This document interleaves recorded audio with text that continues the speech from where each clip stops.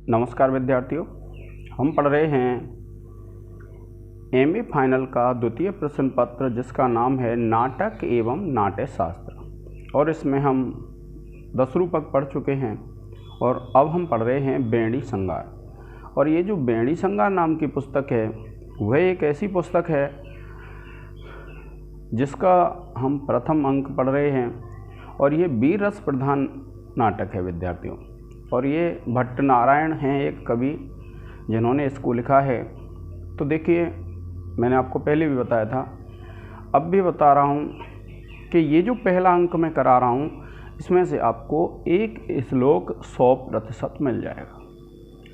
यानी जितने भर श्लोक आने हैं उनमें से आपको एक श्लोक 100% मिल जाएगा। इसलिए आप इसको बहुत अच्छी तरह से कर लें। जितने भर मैं पढ़ा रहा हूँ ऐसे ही मैंने प्रथम प्रकाश 10 रूपक में कराया है और जो महत्वपूर्ण होंगे उत्तर रामचरितम के उन श्लोकों को भी मैं बता दूँगा। ये जो वीडियो मैं आपको भेजता हूँ आप इनको अपने साथियों के साथ शेयर कर लें जो एमए कर रहे हैं, और इसको सब्सक्राइब कर लें, जिससे क्या है कि जो भी वीडियो मैं डालूँ वह आपके पास आ जाए। प्रथम जो प्रश्न पत्र है उसकी वीडियो चैनल पर मिल जाएंगे आपको। जब भी YouTube पर आप सर्च करेंगे तो आपको मिल जाएंगे। 7 तारीख को पेपर है, अच्छी तरह से तैयारी करें विद्यार्थियों। Best of luck. आप देखिए क्या होता है कि जब प्रथम अंक में सहदेव कह रहा है कि एक दुंदुभी है। दुंदुभी कहते हैं जो एक यंत्र बजाया जाता था, किसके लिए? युद्ध का प्रारंभ करने के लिए जो यंत्र बजाया जाता था उसको सुनकर के, उसकी ध्वनि को सुनकर के देखिए भीम क्या कहता है। देखिए, मंथायस्तार्णवाम्बः प्लुत कुहर चलन मंदर ध्वनाधीर क्रोणाघातेषु गर्जत प्रलय घन घटान्योन्य संघट्ट चंडः कृष्णा क्रोधाग्रदूतः कुरुकुल निधनोत्पात निर्घात वातः केनास्मंसेत निहात प्रतिरसित सखो दुंदुभिस्ताड़यते अयम। यह है विद्यार्थी। तो देखिए, जब आप इसकी व्याख्या करेंगे तो आप ये ध्यान रखना। देखिए, अयम, अयम का मतलब होता है यह। दुंदुभि, दुंदुभि कहते हैं दुंदुभि को ताड़यते, बजाई जा रही है। ये क्या है? मूल वाक्य इसका यही है विद्यार्थी। क्या? अयम दुंदुभिः ताड़यते, यह दुंदुभि बजाई जा रही है। मुख्य वाक्य क्या है? अयम दुंदुभिः ताड़यते, कि यह जो दुंदुभि है वह बजाई जा रही है। कैसी है दुंदुभि? देखो, ये सब दुंदुभि के विशेषण हैं। ये विशेष्य है दुंदुभि और ये विशेषण है। देखो, मंथाय, मंथाय कहते हैं समुद्र मंथन करने के लिए। तो मंथाय ताड़म अम्बः, के मंथा यानी मंथन से, ताड़म कहते हैं क्षुब्ध, अम्बः माने जल। प्लुत कुहर, के प्लुत, प्लुत कहते हैं पुलुत, प्लुत गुहर, कुहर यानी जो गुफाएं हैं उनमें। क्या कहा कि मंथायस्ताड़म अम्बः प्लुत कुहर चलन मंदर ध्वनाधीरः, कि जब समुद्र मंथन हुआ था, समुद्र मंथन हुआ है। देखिए यहाँ दिया है मंदराचल पर्वत। आपको पता है कि मंदराचल पर्वत के द्वारा समुद्र मंथन किया गया था। तो देखिए क्या कहते हैं, मंथा यानी समुद्र मंथन के लिए आर्णव अम्भ, यानी जो आर्णव कहते हैं समुद्र को, अम्भ जो जल था, प्लुत कुहर चलन, प्लुत कुहर यानी जो उस मंदराचल की जो गुफाओं के छिद्र थे उनमें चलने से, ध्वनाधीरः, उसमें जो ध्वनि कैसी हो रही है? जो अत्यंत गंभीर ध्वनि हो रही है। क्योंकि जब उसका विलोढ़न किया गया था, जब समुद्र मंथन किया गया था, तो ये क्या कहते हैं कि ऐसी जो दुंदुभि है, क्योंकि दुंदुभि बजाई गई तो उसकी जो ध्वनि थी वो कैसी थी? ऐसी थी मंथाय यानी मंथन के लिए, मंथायस्तार्णव अम्बः, कि जो समुद्र होता है उसका जो जल होता है प्लुत कुहर, कुहर यानी जो गुफाओं के छिद्र थे उनमें चलन, चलने से मंदर मंदराचल पर्वत के ध्वनाधीर, जिनमें अत्यंत गंभीर ध्वनि हो रही थी। क्या बताया कि मंदराचल की ध्वनि के समान गंभीर जो ध्वनि वाला था, यानी मंथन से जो क्षुब्ध सागर के जल से व्याप्त गुफाओं वाले घूमते हुए मंदराचल की ध्वनि के समान जो गंभीर है, ऐसी दुंदुभी अयम ताड़यते बजाई जा रही है। फिर देखिए, क्रोणाघातेषु गर्जत प्रलय घन घटा अन्योन्य घट्ट चंड, कि कोणाघातेषु, कि एक कोण होता है उससे उसको बजाया जाता है। आप जानते हैं एक डंडा सा होता है जिससे उसको दुंदुभी को बजाते हैं। तो क्या कहा, कोणाघातेषु गर्जत, जब उस पर कोण का प्रहार किया जा रहा है तो जो कैसी लग रही है वो दुंदुभी, देखिए, गर्जत प्रलय घन, गर्जत कहते हैं गरजती हुई, प्रलय कहते हैं प्रलयकालीन, घन कहते हैं बादल की, घटा जो घटाएं होती हैं, अन्यो अन्य, अन्यो अन्य कहते हैं एक दूसरे से, संघट्ट टकराने से जो चंड प्रचंड ध्वनि होती है उसके समान जिसकी ध्वनि दिखाई दे रही है। क्या कहा, देखिए, क्रोणाघातेषु, यानी जो कोण का जो घात है उससे।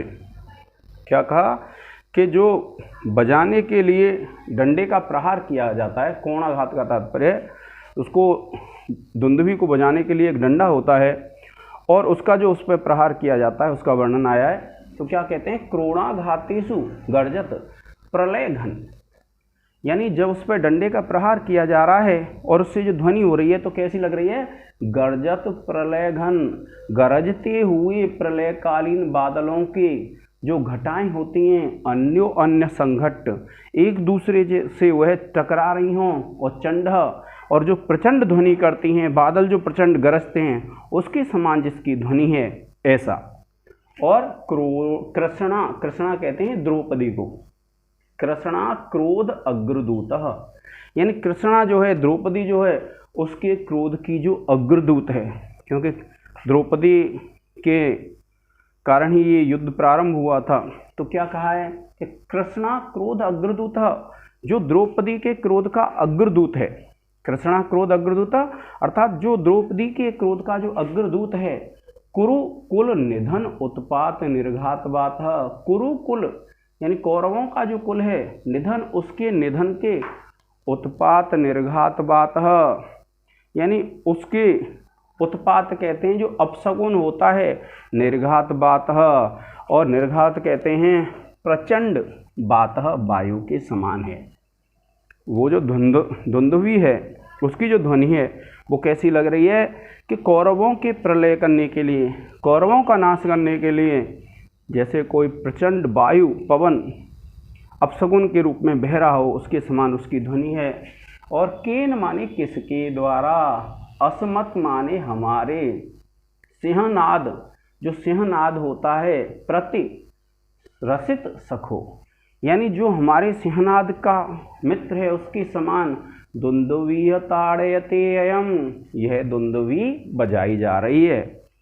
क्या कहा, भीम कहता है, देखिए भीम की उक्ति है, जब आप प्रसंग लिखेंगे तो आप कहेंगे, भीम कहता है, मंदराचल की ध्वनि के समान गंभीर, वादन दंड का प्रहार होने पर गरजती हुई प्रलयकालीन घन घटाओं के परस्पर संघर्ष के समान भयंकर, कृष्ण के क्रोध, कृष्णा कहते हैं द्रौपदी के क्रोध के प्रथम सूचक, कुरुवंश के विनाश के अपशगुन प्रचंड पवन के समान, हमारे सिंह गर्जन की प्रतिध्वनि के सदृश, यह भेरी किसके द्वारा, भेरी कहते हैं दुंदुभी को, किसके द्वारा बजाई जा रही है।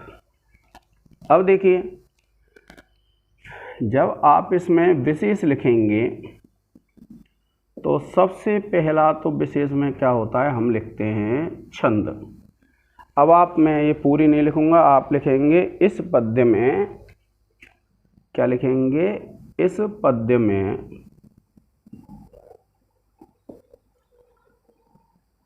सृगधरा छंद है।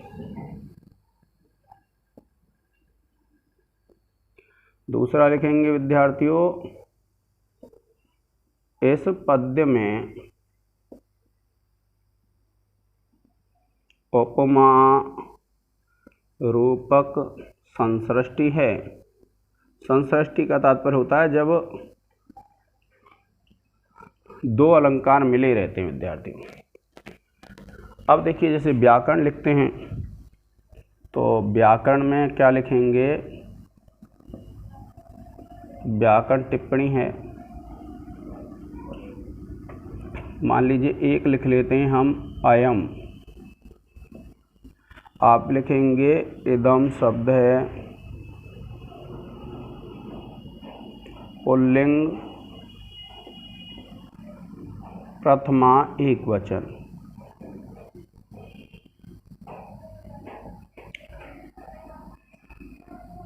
देखिए ताड़यते अयम,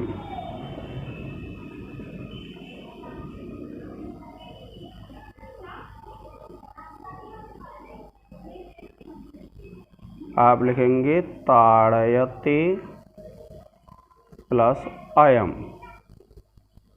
और आप लिख देंगे पूर्व रूप संधि।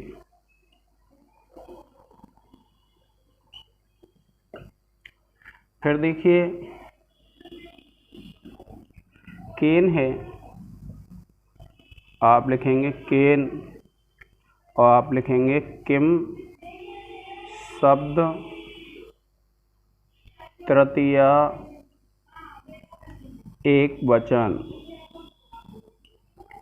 ऐसे ही चौथा है विद्यार्थियों, चौथे में आप लिख लेंगे यहाँ से क्रोधाग्र दूतः, तो आप लिख लेंगे क्रोध प्लस अग्रदूतः और ये हो जाएगी आपकी दीर्घ संधि।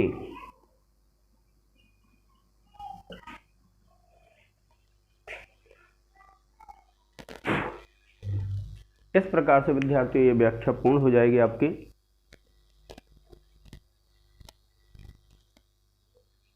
आप इसका एक स्क्रीनशॉट ले लें।